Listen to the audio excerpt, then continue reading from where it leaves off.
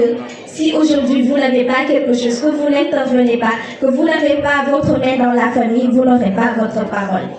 En plus de ça, nous avons des formations sur le leadership, sur la prise de parole en public, sur l'entrepreneuriat.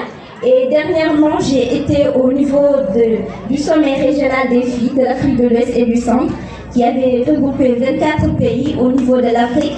Et j'étais la jeune fille représentante du Sénégal. Et pour ce fait, je vais vous dire que les mutilations génitales féminines faisaient partie de nos premières préoccupations. Parce qu'on nous a demandé d'écrire un agenda sur lequel nous devions parler des problèmes des jeunes filles.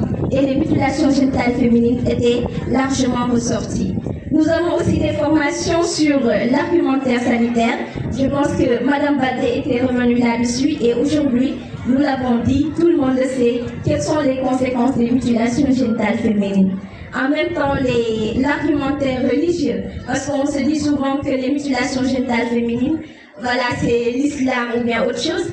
Ce n'est pas du tout le cas. Donc aujourd'hui, nous sommes des jeunes filles conscientes qui savent que les mutilations génitales féminines, ce n'est ni religieux, c'est juste coutumier. Et quand c'est coutumier, moi je pense que la tradition, elle est faite pour une chose, c'est pour la protection. Et quand une tradition vient jusqu'à blesser, il est temps de faire taire et de laisser cette tradition-là.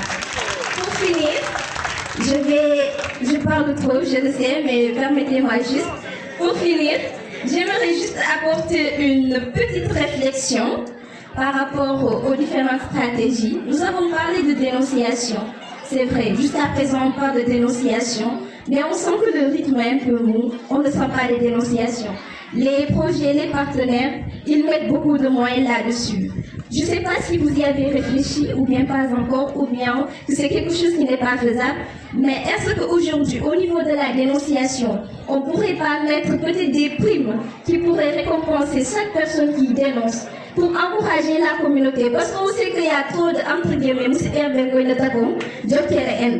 mais vous savez que l'argent, c'est le seul facteur capable de créer, d'enlever tous les liens de parenté. Donc essayez de mettre une prime au niveau peut-être des, je sais pas, des postes de police ou bien quelque part qui pourraient encourager les gens à venir signaler. Dans ce cas-là, chacun aura son intérêt et nous pourrons aller vers une élimination des mutilations génitales féminines le plus vite possible. Pourquoi pas même d'ici 2030. Merci beaucoup.